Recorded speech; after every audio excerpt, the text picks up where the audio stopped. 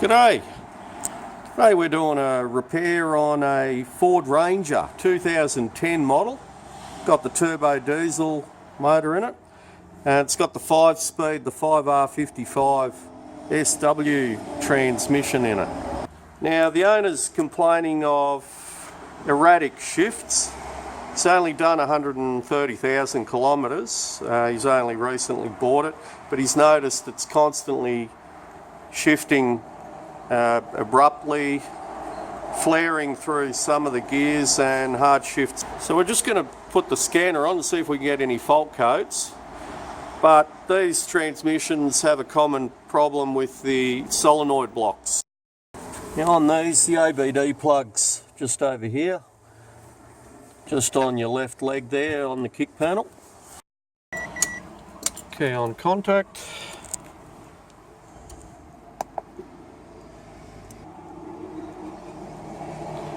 And there is one code found already.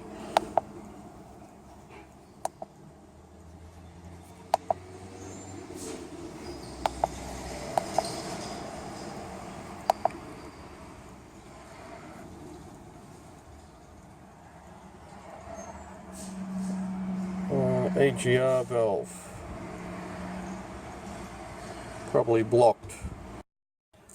And we've got specifics on the specific vehicle scan. The restraint, and we've got the red codes.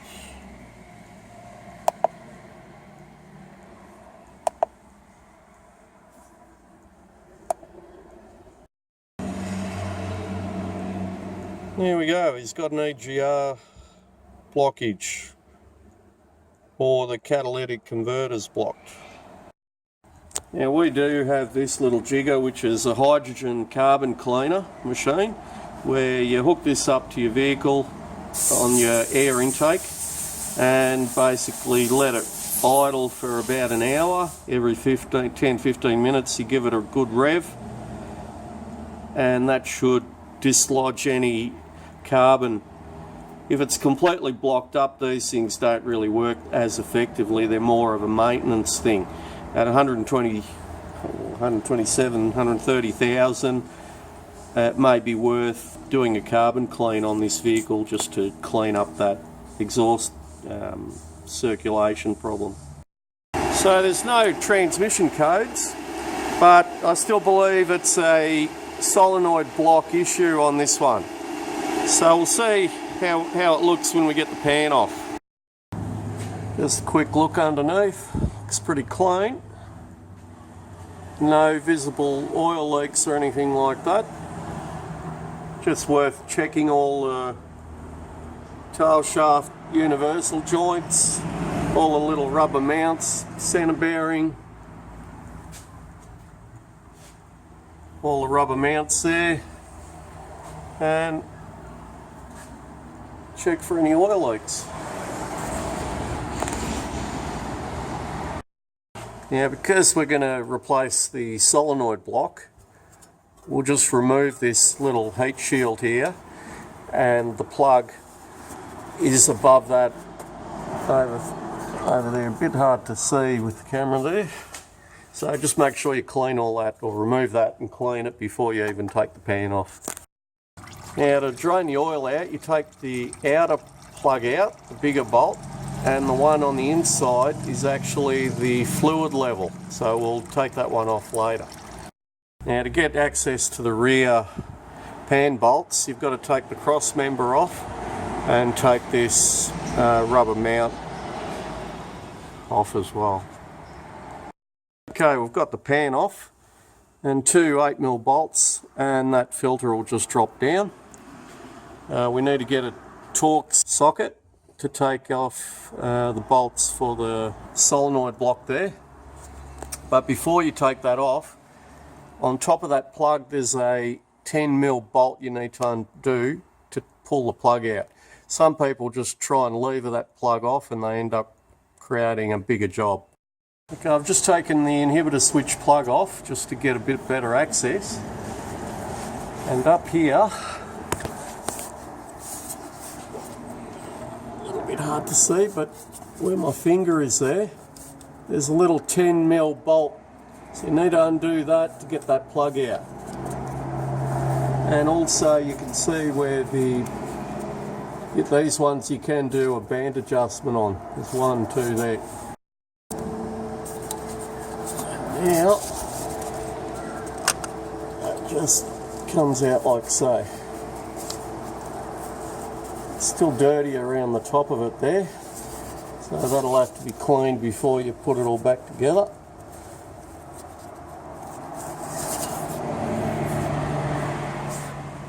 Now we're just going to whiz off these T30 bolts and that whole thing will come down.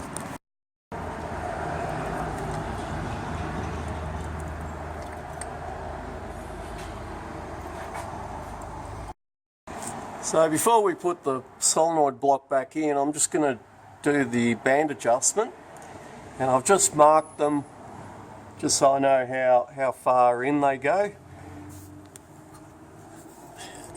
If you can see that, the front one and the rear one. So the way you adjust these bands, you mark them, loosen the lock nut, and that will be, I think it's 18mm, 19mm,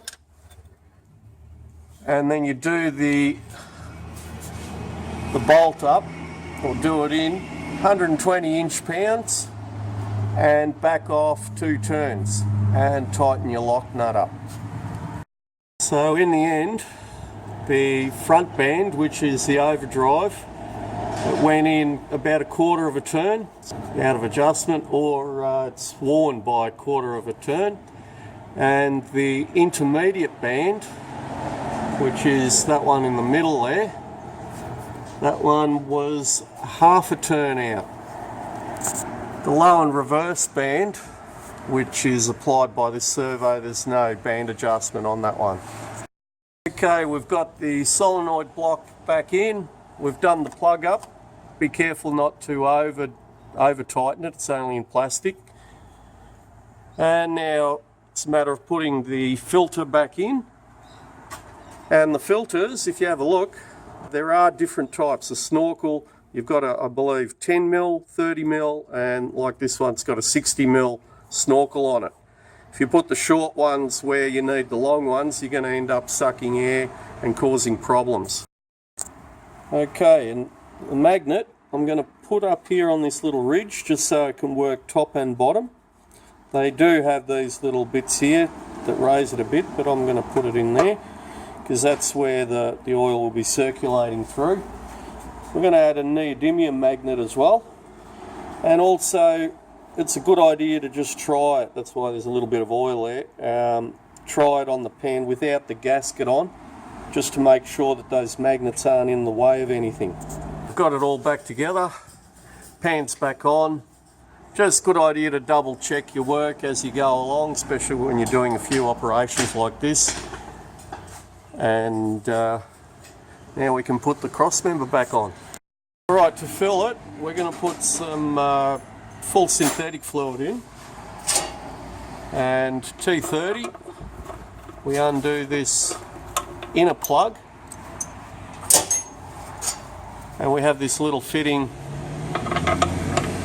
that we put in there.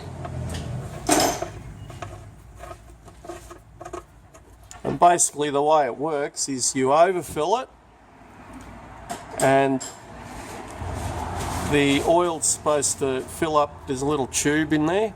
When it's overflowing back out, that'll give you the correct oil level. I have got another video on how more detailed how to do that, so if you care to have a look at that. And we're going to put 5 litres in just to start it off. Okay, we've put 5 litres in there, and now we'll hop up, start it up, just holding the oil in there because it'll be over full until it circulates through the transmission. And these transmission fluids are full synthetic. You can get them in either clear or red usually. Sometimes you can get them in green, purple, whatever. If you mix the red one with the green one, you'll get a purple fluid.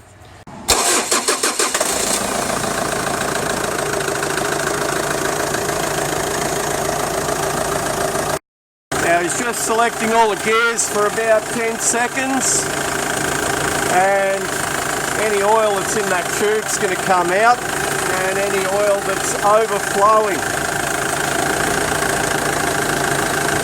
over that tube up there in the transmission.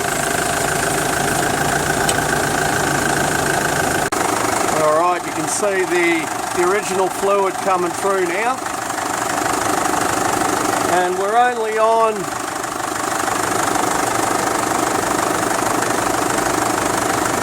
19 degrees. You can see it's coming out, it's overflowing over that tube.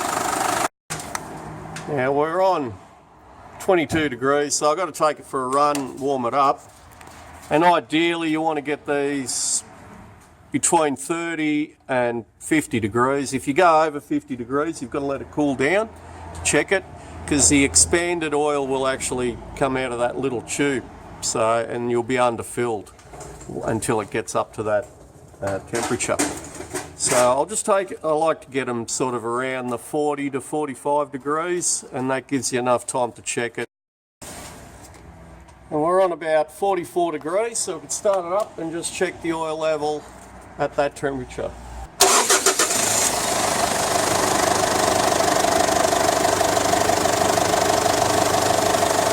A little bit overfull. When it just starts to trickle, that's where we'll leave it.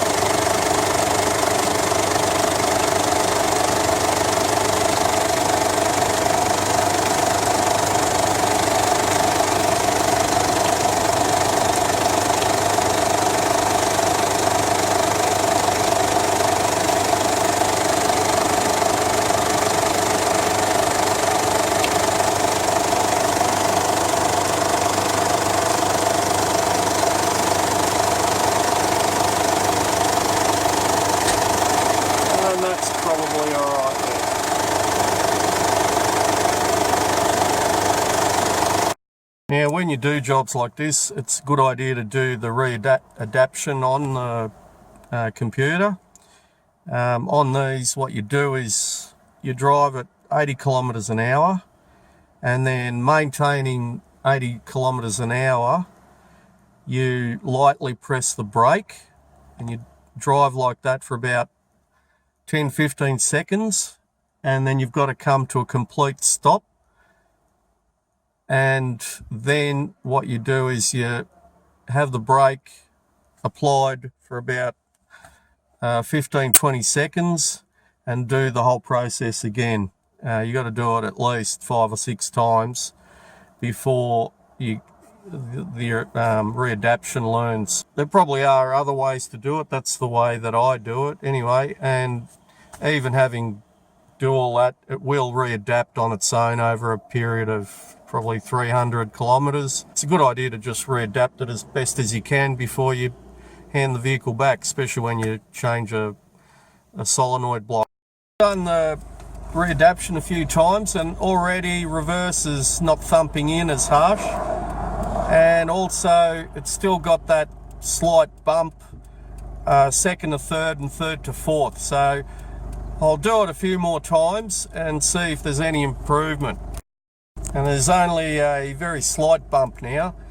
Now, I forgot to mention, when you're putting those blocks in, you're supposed to soak them in oil with the worm trails facing up, or if you've got a vacuum pump, you immerse it in oil and vacuum the air out of those solenoid blocks, because sometimes they'll get a little air pocket in there and cause trouble. So whether it had a little bit of tiny air pocket in there or the Readaption helped, I'm not sure, but good idea to do both.